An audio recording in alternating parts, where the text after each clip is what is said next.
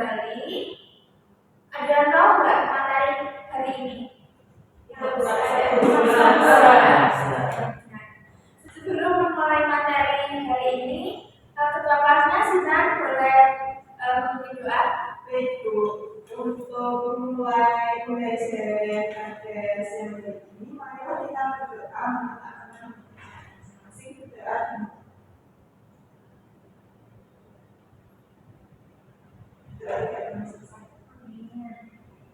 Ibu absen terlebih dahulu ya. Ibu. Teman-teman. Ibu. Risma, hadir Ibu. Sinan, Hadir Ibu. Vina, hadir Ibu. Sama, hadir Ibu. Anak muda. Hadir semua ya. Oke, alhamdulillah. Sebelum memulai pembelajaran mengenai materi hari ini,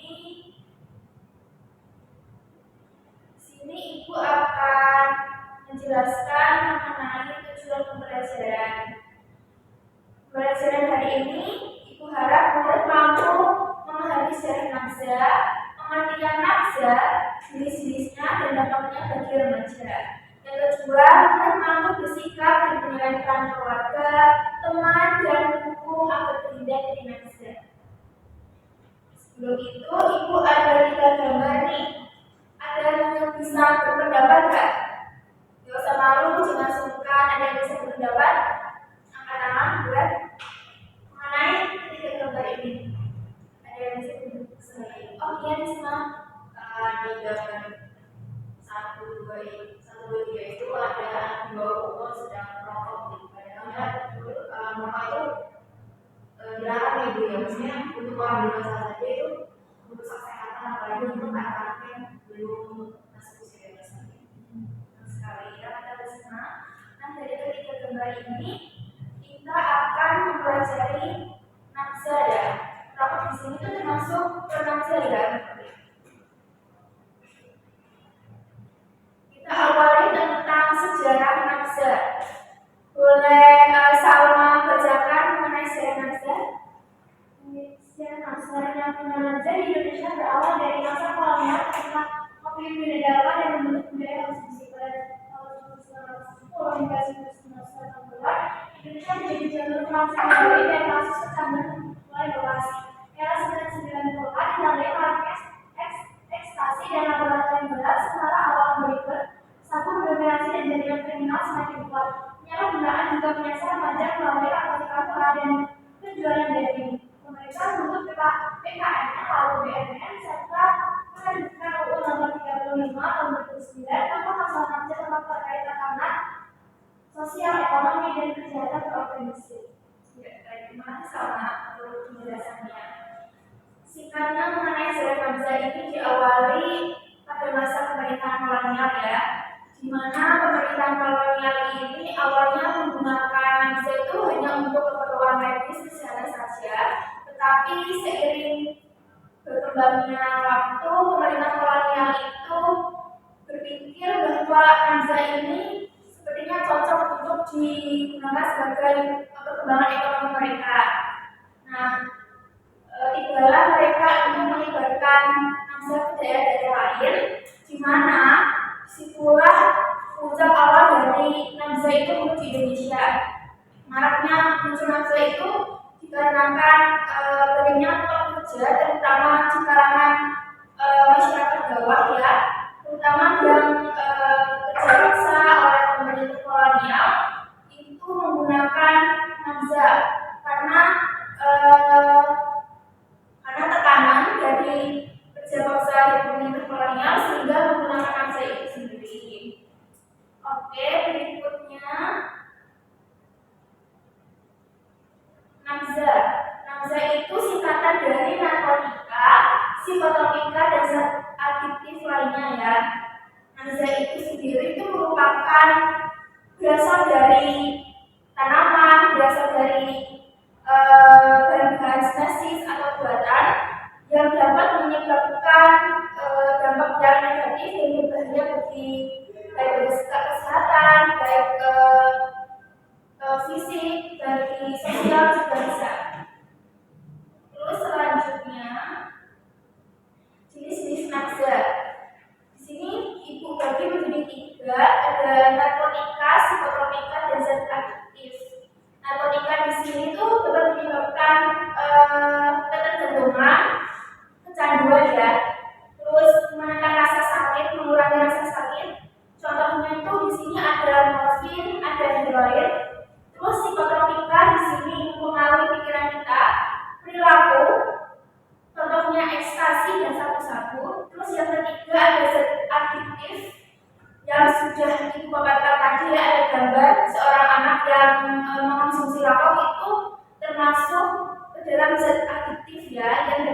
menimbulkan kecanduan. Terus selanjutnya ada materi mengenai dampak nafsa bagi remaja. Di sini ibu tampilkan ada dua, dampak fisik sama dampak sosial ya. Dampak fisik ini pasti ya mempengaruhi kesehatan. Di sini ada ibu paparkan ada kerusakan otak, saraf, gangguan jantung dan paru-paru, menurunnya sistem kekebalan tubuh. Yang kedua ada dampak sosial. Yang pertama ada penurunan prestasi sekolah, terutama bagi kalian para remaja. Yang kedua ada konflik dengan keluarga dan teman. Dan yang ketiga rentan masalah hukum ya, bisa dipenjara ya. Terus mengapa remaja rentan? Di sini ibu ada paparkan sedikit. Mengapa remaja itu rentan terhadap nafsa sih? Mengapa sih? Rasa penasaran dan ingin mencoba hal baru ya, kepo ya. Pasti remaja seperti kalian pasti kepo-keponya pada hal baru. Jadi kalian itu harus mengontrol diri kalian agar tidak mudah terpengaruh terhadap hal yang negatif. Terus pengaruh teman sebaya. Nah, pengaruh teman sebaya. Jadi kalian itu harus hati-hati dengan teman sebaya kalian ya. Harus waspada, harus aware dari diri kalian sendiri.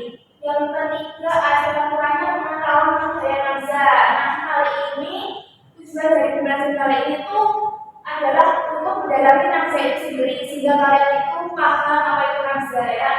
Terus yang keempat tekanan sosial, stres atau masalah emosional kan.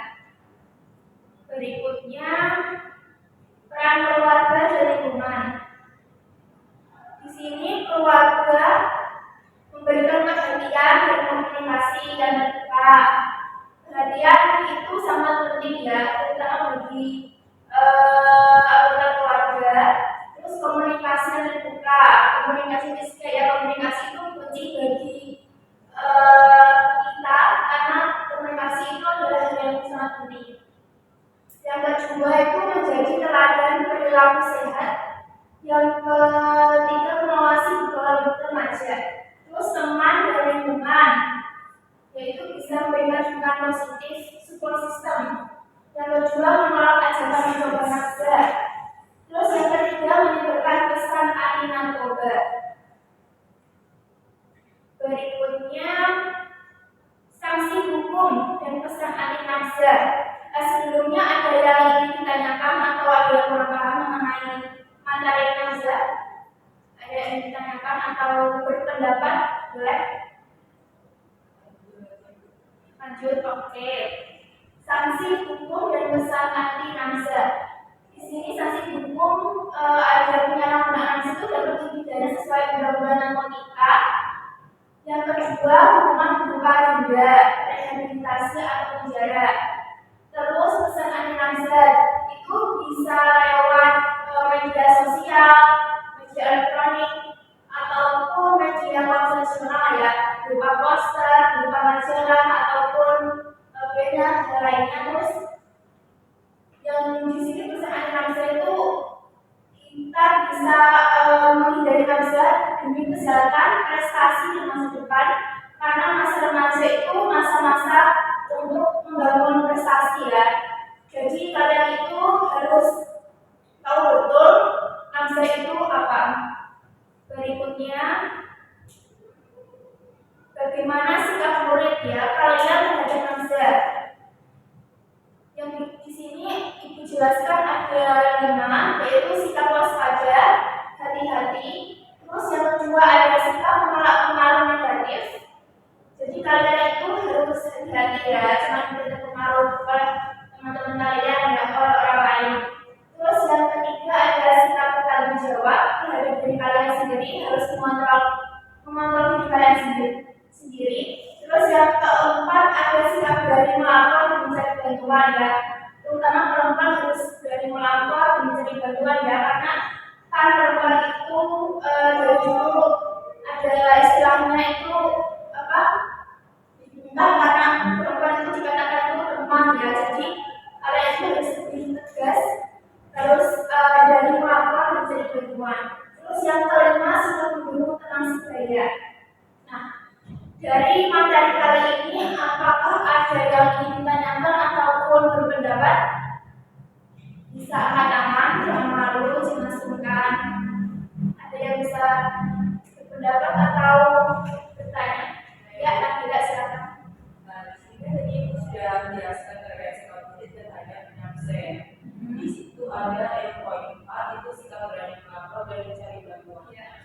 Jika kita sendiri sebagai pelajar, kalau ingin melapor kan kita takut gitu.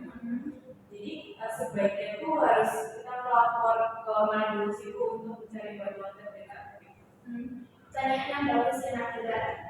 Sikap berani melapor dan mencari bantuan. Kita tuh bisa, karena kan ada yang masih remaja, kita bisa melapor ke keluarga kalian, orang terdekat kalian, ataupun teman kalian yang kalian percaya, kalian dekat, sahabat lah atau teman yang bisa dipercaya, itu bisa kalian ajak untuk diskusi atau apa untuk melaporkan hal-hal yang kurang menyenangkan untuk kalian seperti itu Nabila. Tapi kalau misalkan lagi dari yang keluarga dan teman-teman bilang biarin aja kayak gitu, itu gimana? Mungkin Nabila bisa melakukan departemen sosial itu bisa dengan cara di medsos menyalurkan aspirasi ya, menyalurkan aspirasi Nabila ke media sosial lewat komunitas-komunitas itu bisa menjadikan kunci bagi Nabila untuk menyelesaikan masalah Nabila. Seperti itu Nabila. Terima kasih. Sama-sama. Oke, setelah mempelajari materi pada siang hari ini, Ibu ada sedikit tugas nih. Di sini ada tugas kelompok kok, gampang sekali. Ada yang bisa ini membacakan instruksinya? Ada, silakan. Tugas kelompok yang pertama itu poin buatlah kelompok, kemudian yang kedua baca studi kasus dalam KPD yang sudah diberikan dengan teliti, diskusikan sesuai petunjuk yang ada dalam KPD, tuliskan hasil diskusi dalam kolom jawaban KPD secara jelas dan singkat, presentasikan hasil kelompok di depan kelas. Oke, sudah paham instruksi dari sudah. Oke, Ibu bagikan ya. Tapi sebelum itu bisa berkelompok terlebih dahulu ya, tidak. Boleh bebas atau Ibu yang apa nih? Jadi itu aja. Oh gimana? Ayo. Ya udah bebas. Silakan kelompok.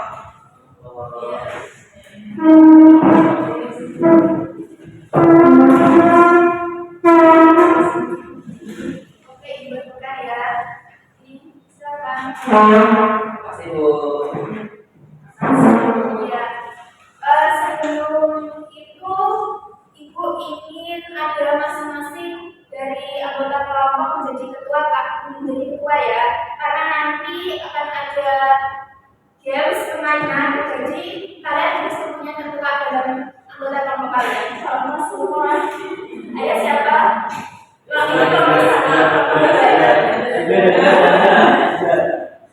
Sini kelompok 1 siapa ketuanya? Sama.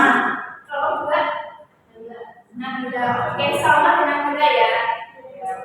Bisa dikerjakan ya. Nanti maju dari masing-masing. Iya, maju satu kelompok saja ya. Nanti ikut boleh. Apakah ada kesulitan? Bagus.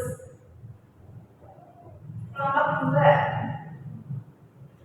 Apakah ada kesulitan? Insya Allah ya. Ibu beri waktu sekitar 5 menit ya untuk mengerjakan KPD.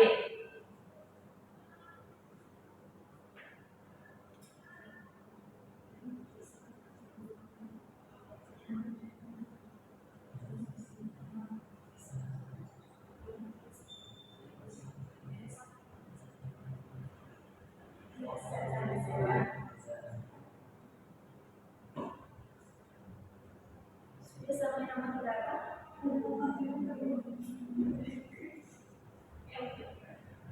Bersiapkan secara kelompok ya, jangan sendiri-sendiri.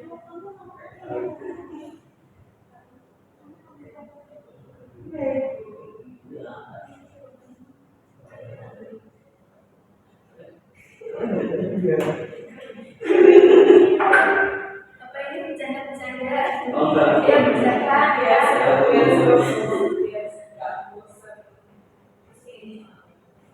Kenapa pusing?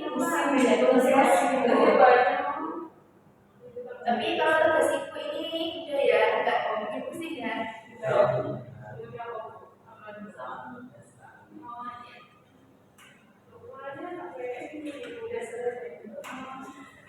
Terus yang selesai semua ya.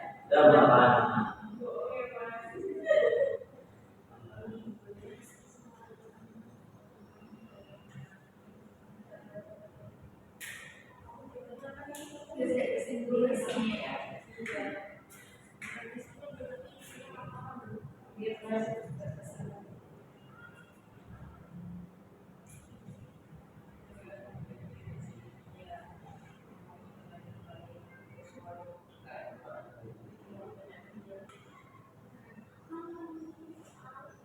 Besok nomor berapa? Kelompok 1.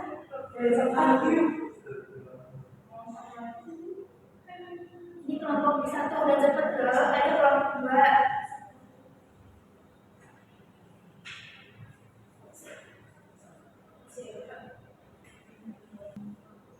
Tinggal 1 menit lagi ya.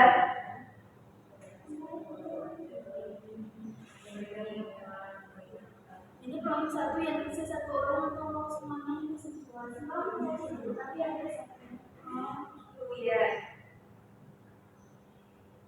Ayo tinggal setengah lagi. Sampai buku ya dikejar-kejar setan.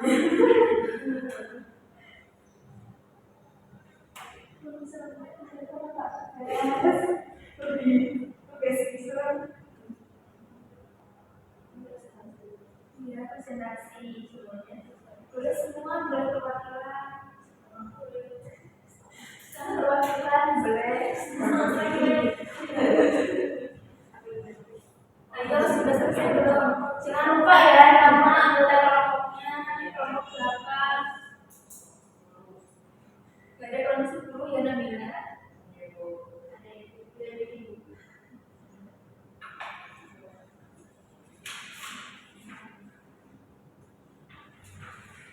Bulanannya ini apa? Itu instruksi sedikit ya. Sudah? Sudah. Oke, Ibu pilih kelompok berapa ya?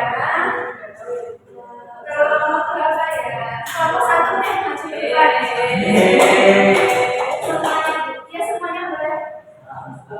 Beri semangat dong.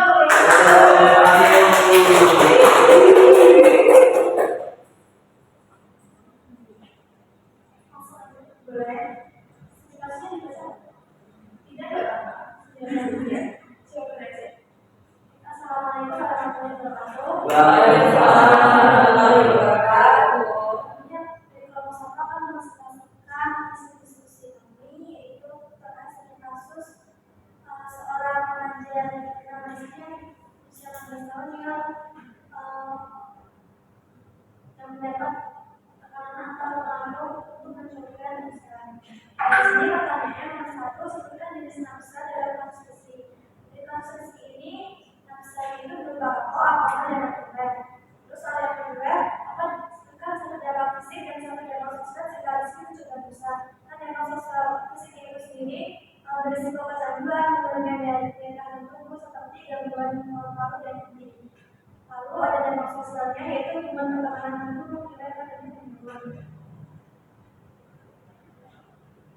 Jadi yang ketiga itu bagaimana harus bisa menolak ajakan teman dengan aman, menggunakan penolakan asertif, mengatakan tidak dengan jelas, yang sering menawarkan nafsu dan berkumpul dengan teman positif. 4 ada apa peran keluarga dan teman olahraga memberikan video yang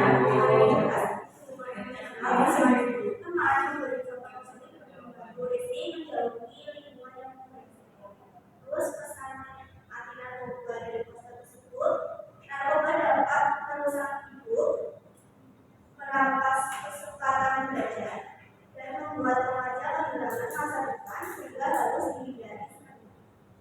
Oke, sudah selesai. Tepuk tangan kelompok nanti kelompok bisa mengumpulkan ya nanti ke ibu. Oke, silakan duduk.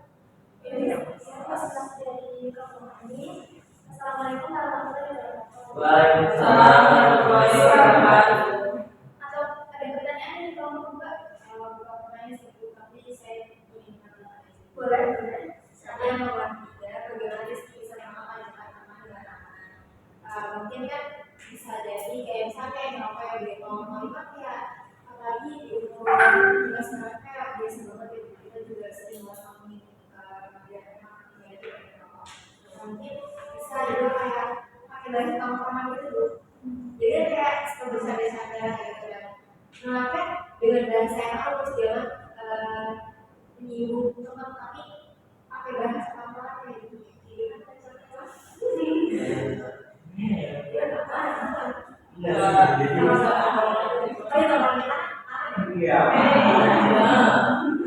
Maksudnya tidak berapa ya?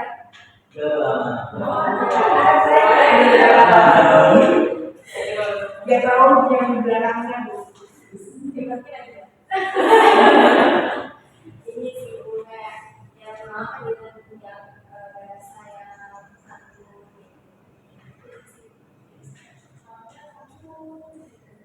Oke, baik, terima kasih semua ya atas ini tanggapannya untuk kelompok 2. Mungkin kelompok 2 mau merespon dari tanggapan Risma. Cukup. Oke, bisa silakan dulu ya. Ini dikumpulin sekarang. Ya, dikumpulin sekarang.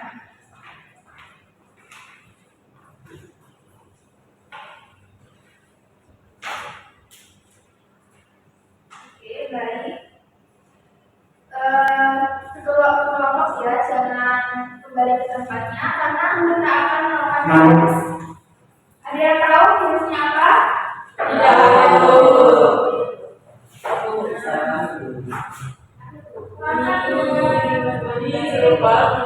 Kalian bisa ini depan semuanya enggak ya semuanya.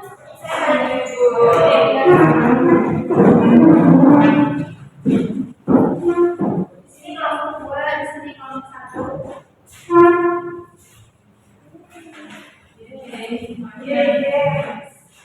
Oke, kalian boleh di sini bawa untuk melakukan mengisi ya.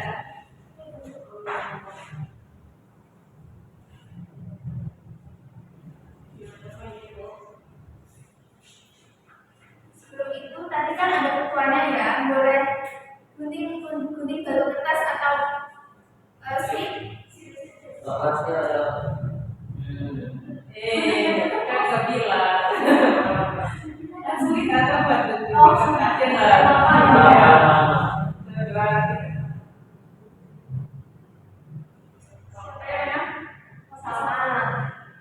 Oke, kelompok 1 terlebih dahulu ya. Ini kamu warna apa? Apakah sudah ini menyiapkan handphonenya untuk kalian? Nanti yang main semua anggota kelompok ya, biar nanti tidak ada yang tidak aktif ya, biar aktif semuanya.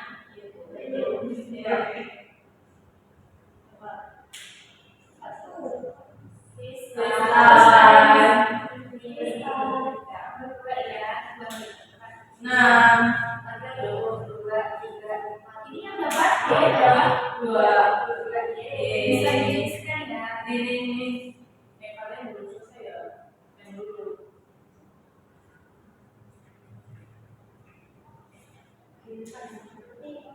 Nanti yang dapat poin tinggi dapat hadiah ya. Poin tinggi dari kuis. Tulis gimana? Masih dapat. enggak. Dia itu salah lagi apa dulu? Ismail, nomor berapa? Nomor 505. ini bisa di-scan ya. Ini Ini semua ini. ini yang pertama. Mas Lima Bu, Mas Lima. Bu. Ini Mas memang Bu.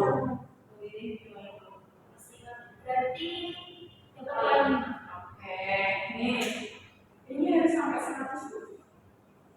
Ini harus sampai 100. kalau waktunya cukup ya, nanti sampai Ini. Salah dulu.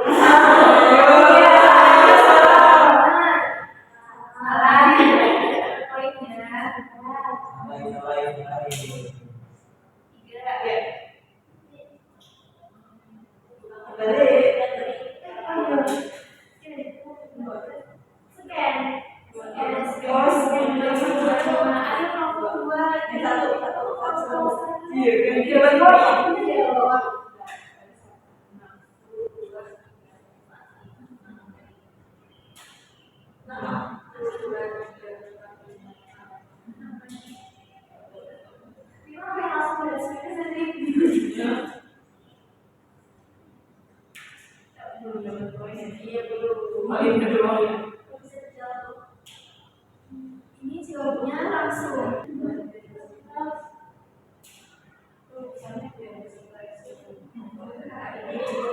Kesannya itu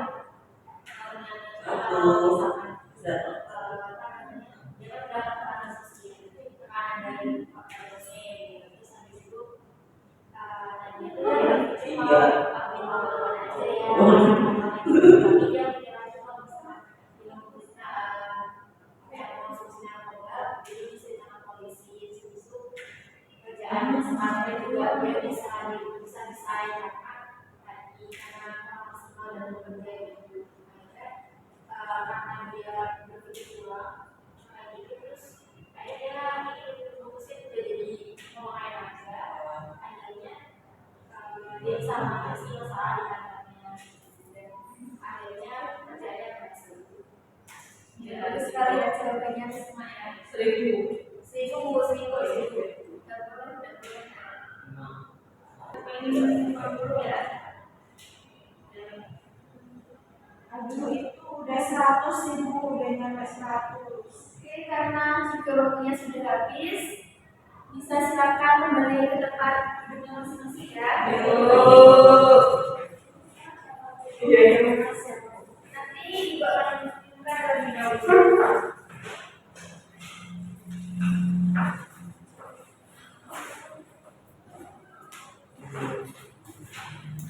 Terima kasih ya teman-teman. Oke, Ibu umumkan pemenangnya ya. Pasti kalau bisa. Kelompok 1.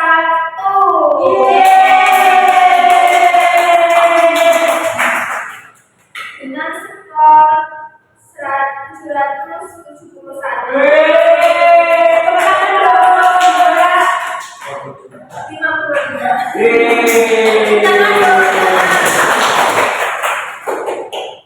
Nanti akan Ibu beri hadiah untuk kelompok 1 ya. Juga akan Ibu berikan hadiah juga.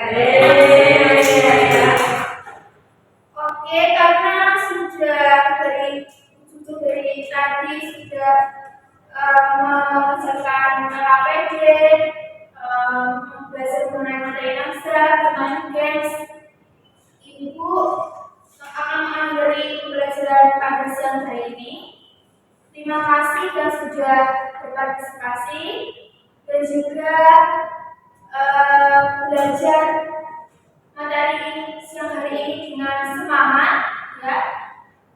Ada yang bisa berikan kesimpulan atau pendapat mengenai materi hari ini? Bisa angkat tangan. Ada yang bisa berpendapat? Boleh bisa. Dari materi yang kita pelajari ini memahami lagi bahwa masa itu berbahaya bukan cuma buat fisik aja tapi juga buat lingkungan sosial kita. Terus juga kaitannya ada maksudnya sampai apa ya, berbahaya buat kesehatan kita juga berbahaya buat kesehatan emosi kita.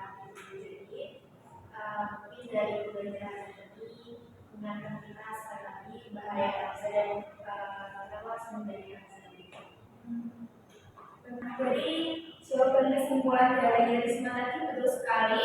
Kita harus menghindari nafsa karena itu sangat penting terutama bagi kesehatan prestasi kalian, terutama masa depan kalian, sehingga kita harus memiliki dukungan support dari keluarga, teman, serta pemahaman hukum dan kesehatan juga supaya membantu kalian untuk membuat keputusan yang bijak dan melindungi diri kalian dan diri kalian. Pembelajaran Ibu siang hari ini, Ibu harap kalian bisa lebih tahu apa itu nafsa dan mengaplikasikannya agar menghindari nafsa. Sekian pembelajaran pada siang hari ini. Ibu mohon maaf jika ada kata-kata yang kurang berkenan. Ibu mohon maaf yang sebesar-besarnya. Terima kasih. Wassalamualaikum warahmatullahi wabarakatuh. Waalaikumsalam warahmatullahi wabarakatuh.